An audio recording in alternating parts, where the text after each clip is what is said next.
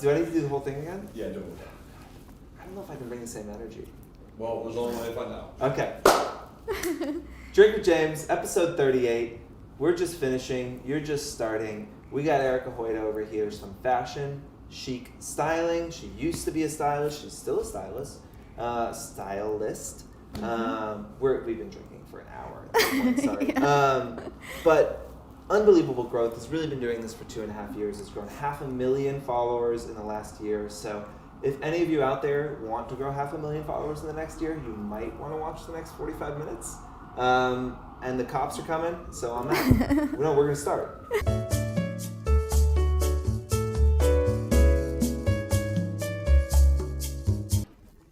You started a little bit different. You know, we have influencers all the time, smaller influencers now who are starting out, and they very much are like, I started out this blog to be a blog, and I have this point of view that I'm going after, but you didn't start to be an influencer, right?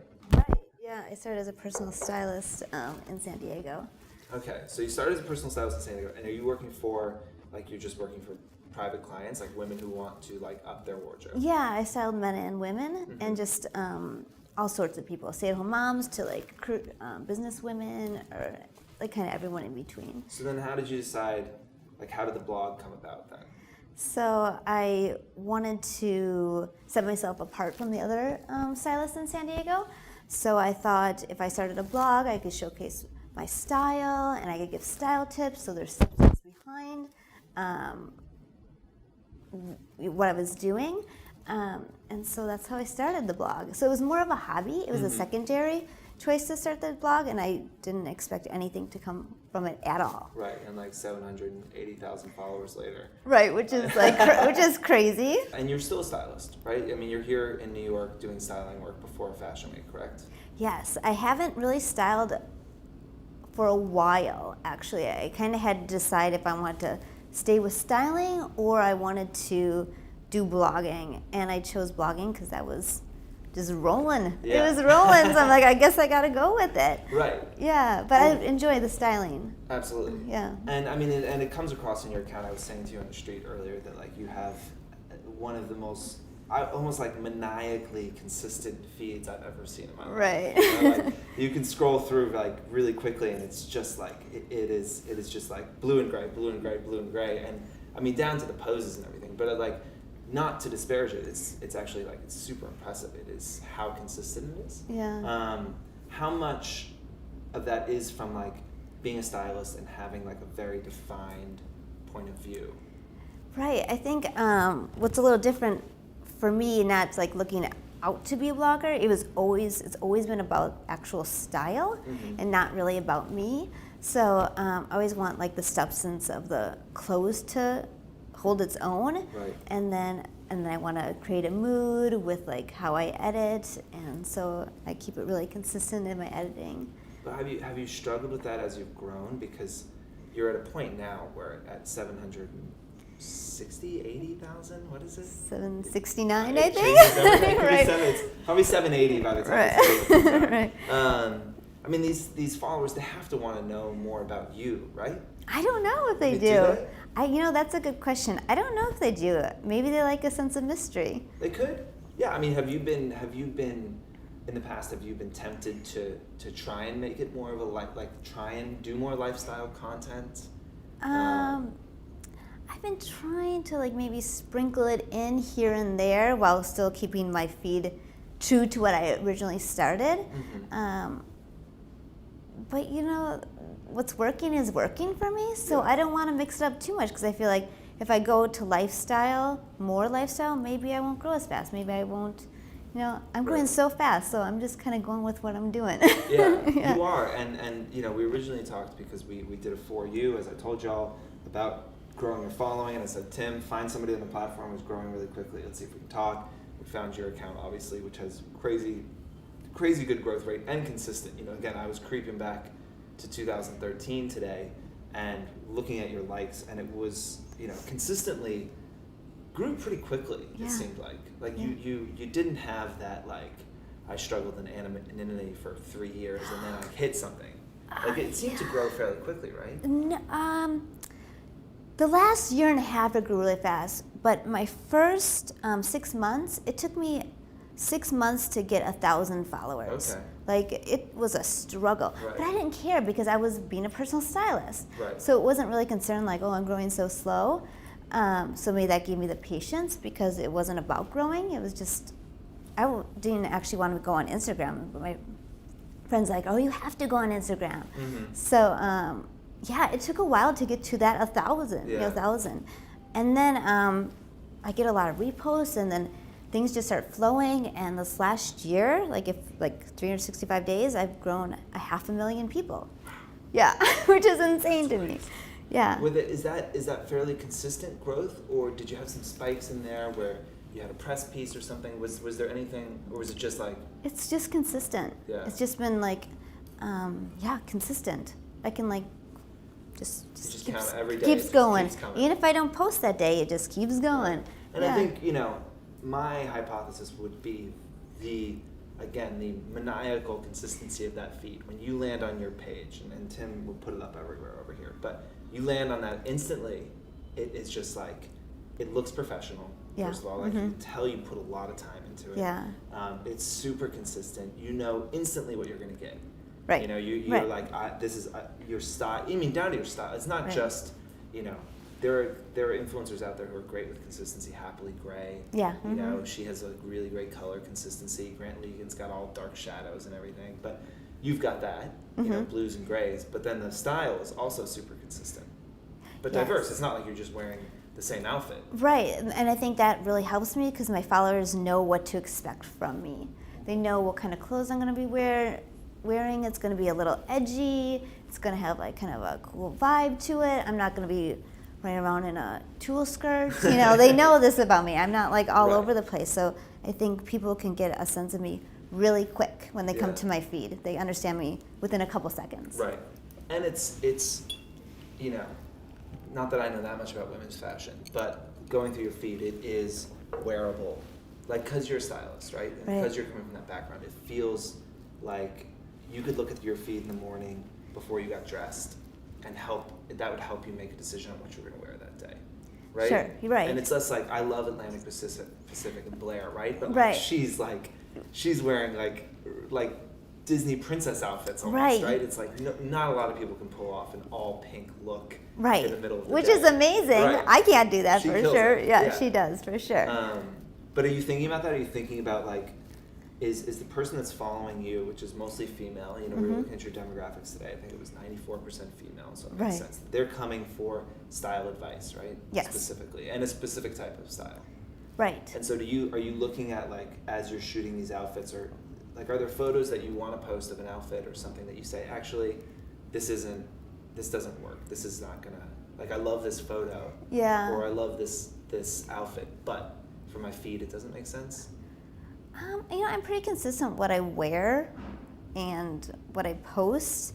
Like, I guess, I just went to Florida and I posted a picture of me in a short dress and a plunging neckline, which is a little different than me, but it did okay. Yeah. But it still like felt like me. It still had like a little bit of an edge and stuff. So I always dress really consistently. So it's not like I wouldn't post what Right. I'm wearing. That makes sense. Yeah. That makes sense. Yeah, and are you, as you think about those things, again, like going to Florida, Keys, like I saw there was a really nice photo of you in the hammock, Oh, yeah. and it's got to be a little bit harder because like your photos actually, when I looked at it, I was surprised you lived in San Diego because it looks like you're shooting in downtown LA or New York. Right. It doesn't feel like, if you thought about a San Diego influencer, you'd think Right. beach and green and sand and sun. Totally. So when you go to a new place, is it harder for you to create that consistent content? Yeah, like if I come to New York, it's great because my style just fits right in. Right. If I go to Florida and I have to do resort wear, This doesn't work in Florida? right?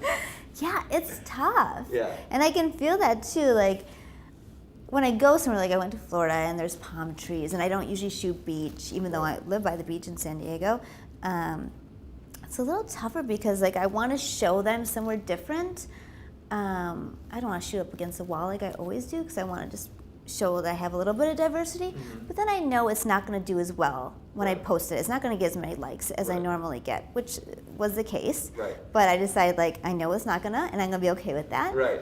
So I did it anyway, because I like the picture. Totally. Yeah. I did too. Yeah, thank the you. record. And then you must get bombarded with opportunities for trips and things like that. And again, going through your feed, it is so consistent. Are you turning a lot of that stuff down because you think, oh, as much as I'd love to go spend a week in Bali, I don't think it'll fit into my feed? That's a good question. I think it's more that a lot of times I feel like when you're going for a trip, you are obligated to post a lot, and sometimes I just don't want the pressure of having to perform. True, and even better than going on a sponsored vacation is just paying for it you're and working. not having to post. Yeah. Right, because you're working the whole time. Exactly. So yeah, but that's a consideration because I know, like when I think bloggers travel, their interaction goes up. I think I'm opposite. My interaction goes down. Yeah. How much do you post a week? Honestly, only about 6 pictures a week. Okay. Like, I try to do it every day, but I don't always get it because I spend so much time on one picture, which is hard because I know most bloggers post like 4 times a day, right? So I'm like half that amount, or like, no, I mean like way under that amount. But for me, it works because I think it's just quality over quantity, and that's like always been my point of view. Have you experimented with posting more? Because you must sit back and think like, okay, you've got this thing. It's in some ways growing, and you didn't expect it, and you don't want to mess up too much. Right. But do you think like, I'm going to try and post 2 photos a day for a week and see what that does? Yeah, and I have done that actually. And I would say I grew maybe by 15% more. Yeah. Like it wasn't like I posted twice as much and I grew double. Like for me, it wasn't really worth the extra effort, to be honest. Right. And you have such beautiful photography, and your husband takes the photos, and you were saying you edit them and he works on them as well. But I think, you say you spend a lot of time. It could be helpful just like how much time are you spending? Like from like walking out on the street to taking the photo to that photo makes it on your Instagram. How much time do you think goes into one of those photos? We usually shoot an outfit. Takes about an hour and a half to shoot one outfit. Like I spend a lot of time on it because I want a picture to have a feeling behind it and not just like think. Right. I want it the right angle for the clothes, especially if it's a detail shot. Those kind of take longer because I want the right angle on the clothes. I want maybe movement, or I want something. I always have pictures in my head before we go to the shoot that I want to get. So sometimes that takes a while to get what I'm like envisioning. So yeah, we don't go and shoot 4 outfits in an hour. We're doing 1 outfit in an hour. So my pace is a lot slower. That's very different than, again, we were saying, I've shot some influencers, and it's like, you sit in the hotel lobby, and they come down and do 6 looks in an hour. Right. And just bang it out. Right. So that's quite unique. Right. And maybe that's, again, like I think, is that your stylist background, knowing that like, you can have a photo from an angle, but your collar was turned in a weird way, or there's a weird wrinkle in the clothes, and then you're like, are you just obsessive? Right. Well, yeah. Yes, to be honest, yes, I am. Yeah, I just want, like I said, I have a vision on what I want, and so I will work until that vision becomes a reality. Right. And so, because you might, so I think like the clothes and how you wear it is maybe 50% of it, but the other half is creating a vibe and mood, and that's what draws people in. So if you get a cool picture, like that's way more important than just be like, this is what I'm wearing, click. Right. It has to have a feeling behind it, I think. Yeah, I totally agree. And then go home and I weed through them, pick out like 5 or so, if it's for a blog post, 5 or 6, and then my Instagram post that I'm going to the picture that I actually am going to post to Instagram, I spend 1 to 2 hours editing on it, and then my other blog pictures I spend maybe half an hour or 45 minutes on it, because I'm trying to match the feed like really precisely, and make That's it pop more. That's like 3 to 5 hours of editing. Yeah. That's a lot. It's a lot. It's like, actually, I'm probably minimizing that. Yeah, it's like. I think it's a good lesson though. Like it's hard, And maybe maybe we don't know all the tricks in it on Photoshop. Like, we're always learning on how to edit better, and maybe we could do it faster. And we actually have done it faster. We used to spend more time on the editing. Actually, this is like the streamlined version. Right.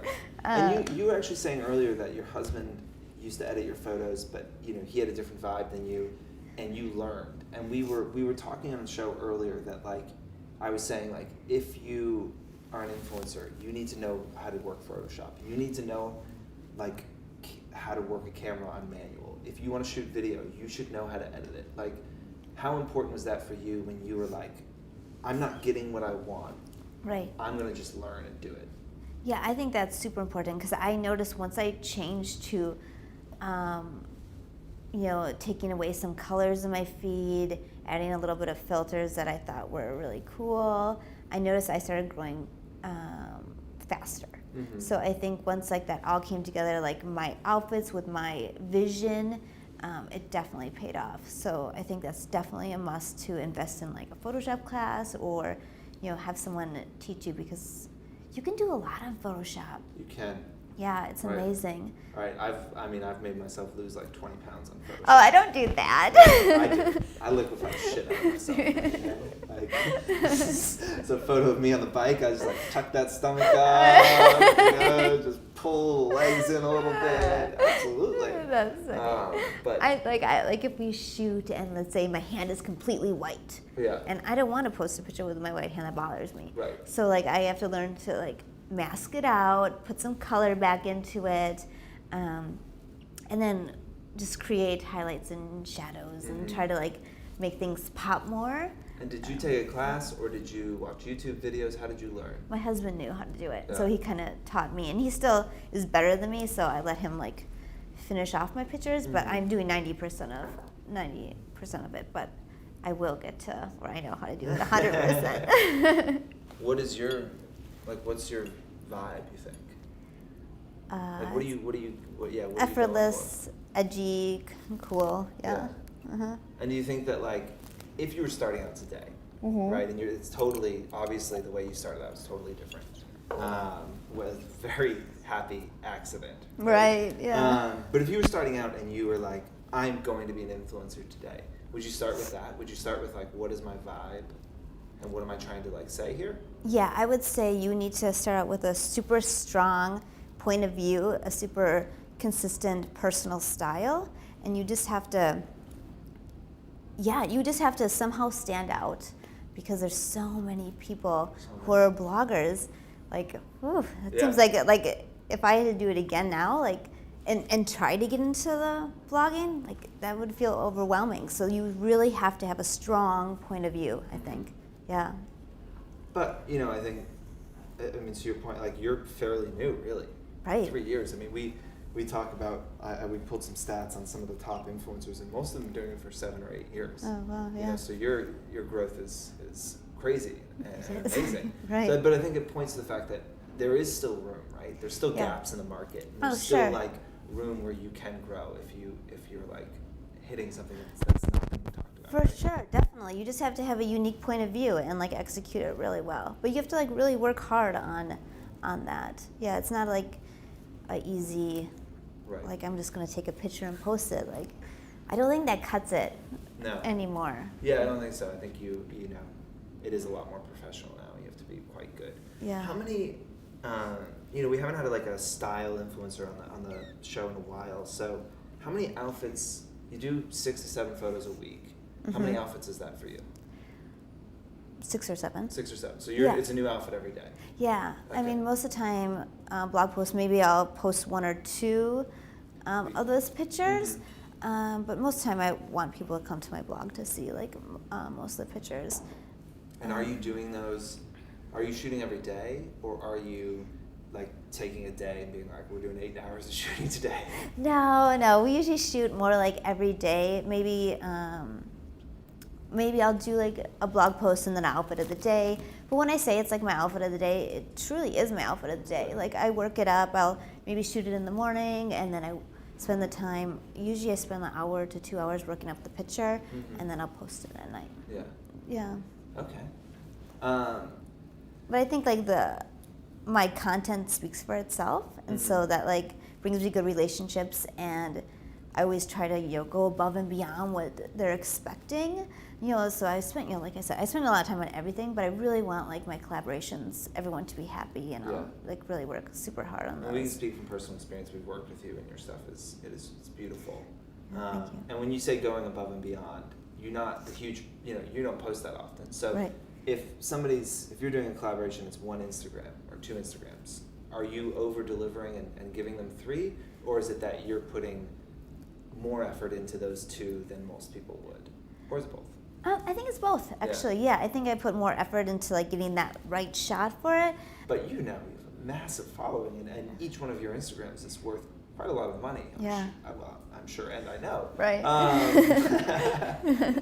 I've seen the check. Yeah. Thank you for that. But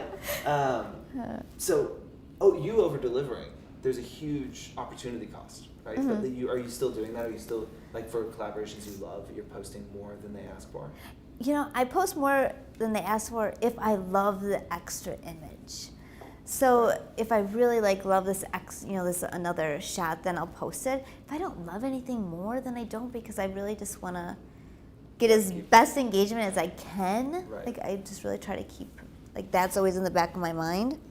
And every time I post, I try to think are my followers going to like this? Because I think that's really important to have a good engagement. Absolutely. And do you ever strike out on that? Do you delete photos if they're not doing well in the first hour? Yes, sometimes. Not very often.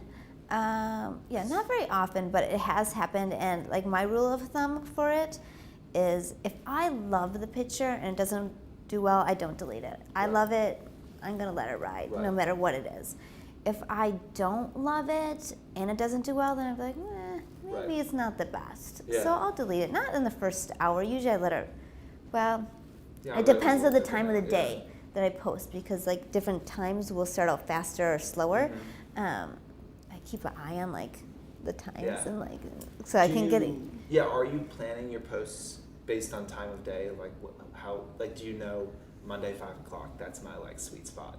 Yeah, I post either in the morning or at night. So 11 o'clock Pacific time for me works well, and then 11 in the morning. AM, 11 Pacific time in the morning, and then around 8ish Pacific time.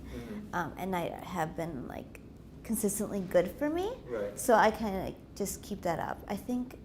I don't know if this is true for sure, but I think if you post early in the morning, there's so much content being pushed out that you're going to get buried. Right. So I kind of try to go on the end of all that content being pushed People out. are sitting in bed or they're sitting at home and they're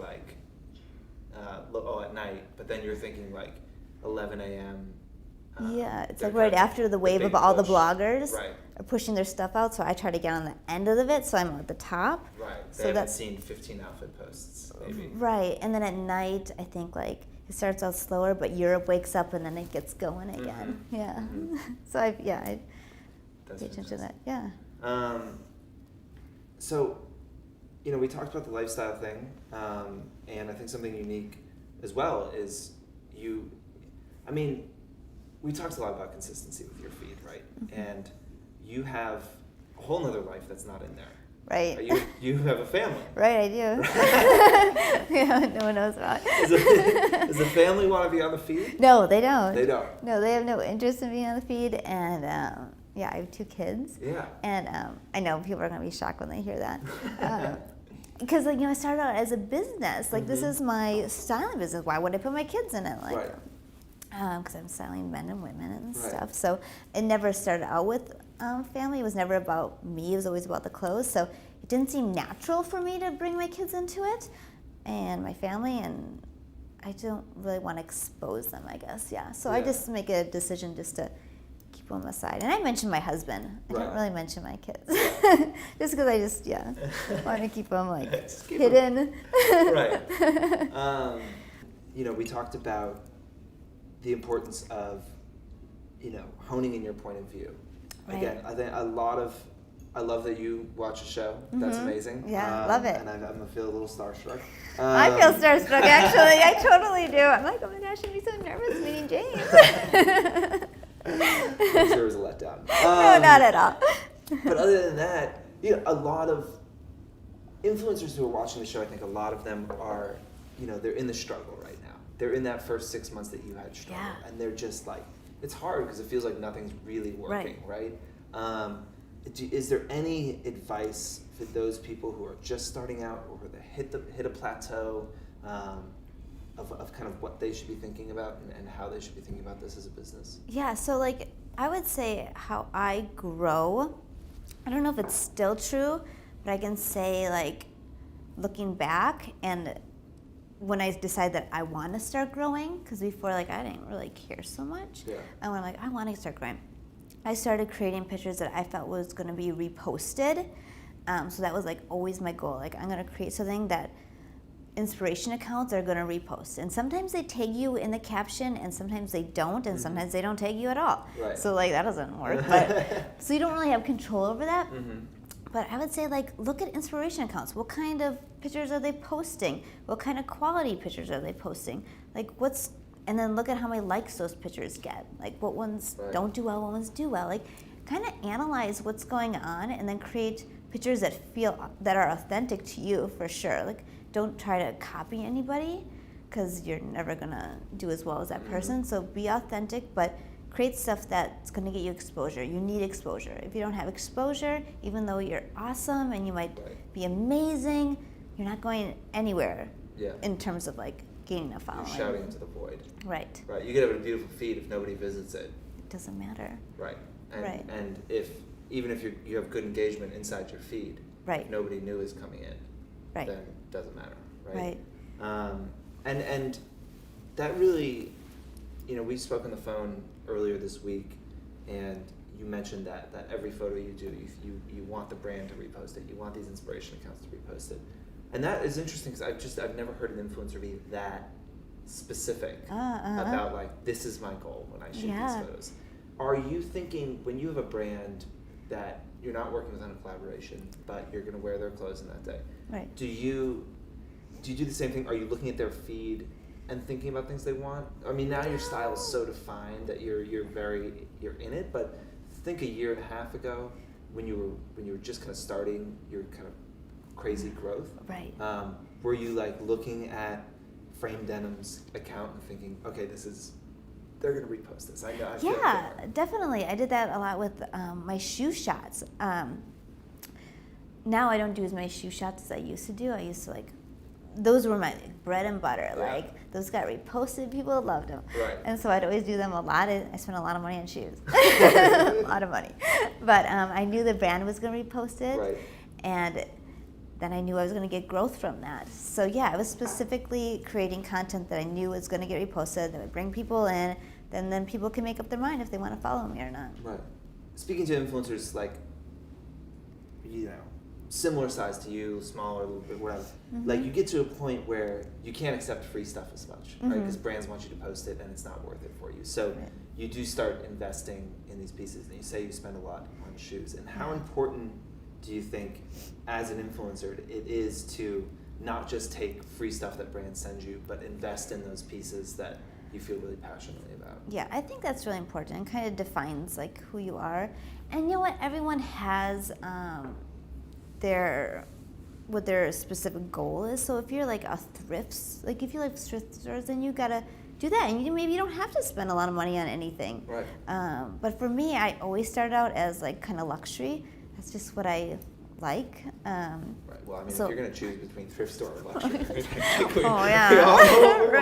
right. So fortunately, I could do that. So fortunately, I just really like luxury shit. I really do. You can't beat it, right? Right. It's I love the St. Regis. Woe is me. Right. What can you do? So I would have to say though, and I don't want to recommend buying really expensive things if you can't afford it.